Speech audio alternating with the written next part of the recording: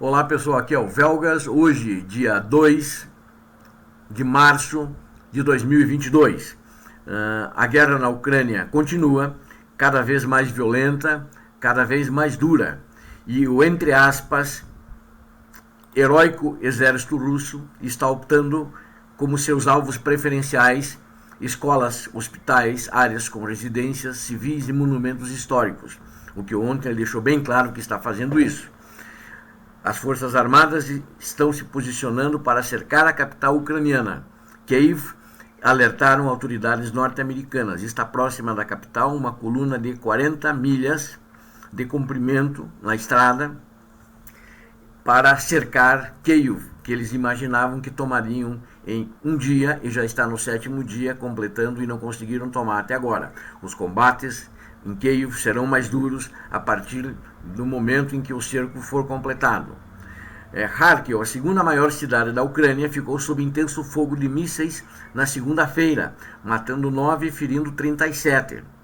Ataques que o presidente ucraniano Volodymyr Zelensky chamou de crime de guerra.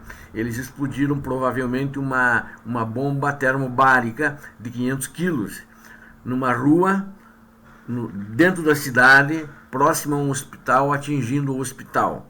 O líder da Ucrânia criticou a escalada de ataques da Rússia a cidades lotadas de pessoas como uma campanha de terror flagrante, enquanto o presidente dos Estados Unidos da América, Joe Biden, alertou que seu líder, que ele chamou de líder russo, mas na realidade é o ditador russo, não pagasse um preço pela invasão, a agressão não pararia em um país.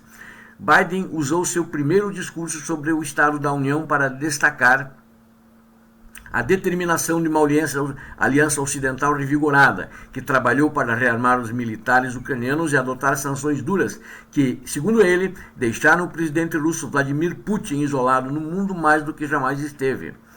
Ninguém vai perdoar, ninguém vai esquecer, prometeu o presidente da Ucrânia Volodymyr Zelensky. Após o derramamento de sangue de terça-feira na praça central de Kharkiv, a segunda maior cidade do país, e o atentado mortal de uma torre de TV na capital ucraniana e o ataque ao monumento do Holocausto Judeu de Babi Yar, que morreu uma família que estava visitando o monumento, uma família de judeus. Ele chamou o ataque à Praça do Terror franco e indisfarçável e um crime de guerra, disse Volodymyr Zelensky, que também é judeu. O ataque a Kharkiv continuou na quarta-feira, mesmo quando a Rússia disse que estaria pronta para retomar as negociações com o lado ucraniano à noite. Uma covardia, promete uma coisa e faz outra. Os russos mentiram desde o início. Há 8 anos que eles mentem para a Ucrânia. Eu acho que é bem mais, desde que separaram-se da União Soviética. Desde que Vladimir Putin assumiu o governo da Rússia, é um governo fraudulento. Um ataque russo à sede regional da polícia e da inteligência, de acordo com o Serviço de Emergência Estatal ucraniano, também aconteceu, onde 3 pessoas ficaram feridas. A cidade estratégica, o porto de Mariupol, no sul da Ucrânia, foi cercado por tropas russas. Mariupol está cercada por terra, mar e ar. Tentaram desembarcar, não conseguiram entrar. Tentaram entrar por terra, não conseguiram entrar na cidade. E mesmo com o apoio de bombardeiros do ar e mísseis que eram lançados de navios. Os russos disseram que já controlavam a cidade portuária de Mariupol, mas até agora é mais uma notícia falsa produzida pela máquina de fraudes do ditador nazista comunista Vladimir Putin. As forças têm um comboio militar de 40 milhas de comprimento que serpenteia em direção a Kiev.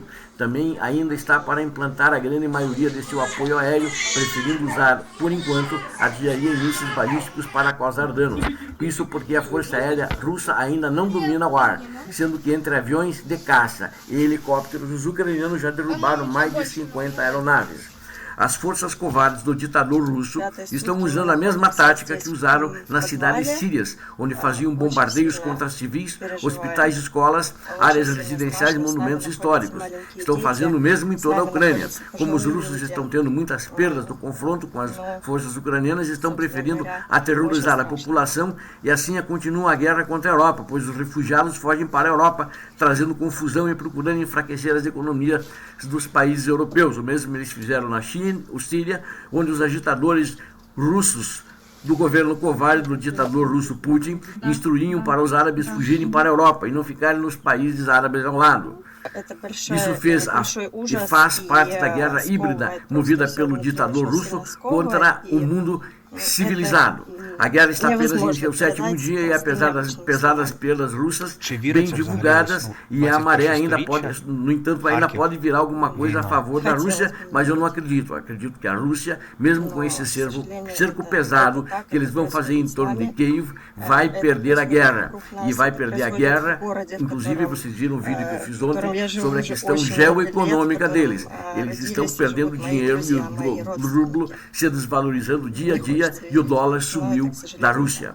A desmoralização e a frustração russa, no entanto, podem levar a táticas mais duras e violentas, aumentando a violação de direitos humanos mais do que eles já estão fazendo agora. A liderança política da Rússia ainda não está admitindo o fracasso de seu plano, tentando tomar Kiev, capital da Ucrânia, rapidamente.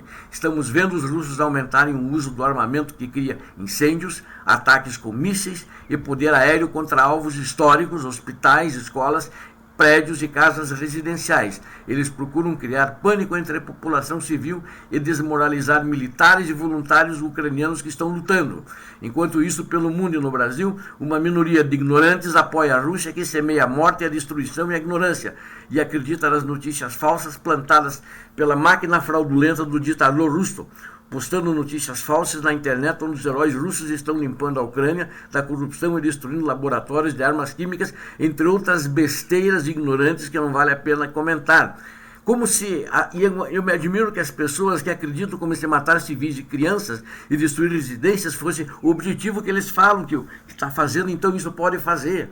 Né? Isso eles criam vergonha na cara, deveriam não divulgar notícias falsas, dando créditos a esse ditador que usa as mesmas armas, as mesmas técnicas, as mesmas mentiras usadas por Hitler. Isso é uma coisa que tem que parar no mundo, principalmente aqui no Brasil, que lamentavelmente tem pessoas que estão acreditando na fraude do ditador russo, assassino nazista Vladimir Putin.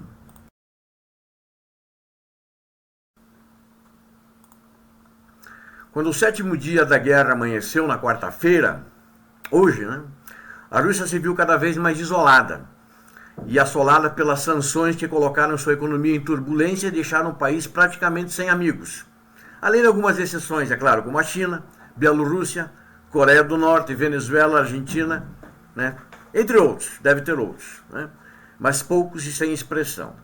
O principal banco russo, Sberbank, anunciou na quarta-feira que está se retirando dos mercados europeus em meio às crescentes sanções ocidentais.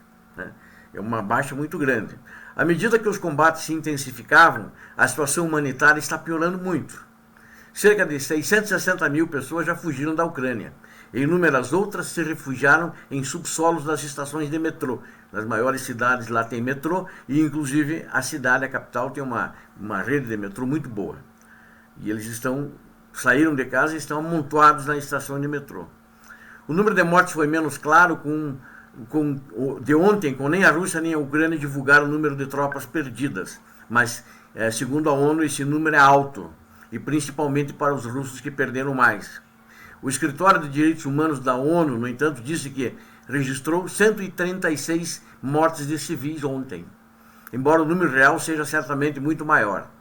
Um alto funcionário da inteligência ocidental disse que os soldados russos, que já somam mais de 5 mil, até anteontem foram divulgados 5 mil, e esse número é bem maior, só que ele não quis precisar efetivamente qual é o tamanho dos mortos russos. Muitos especialistas militares temem que, face a essas grandes perdas russas, que Moscou está mudando de tática.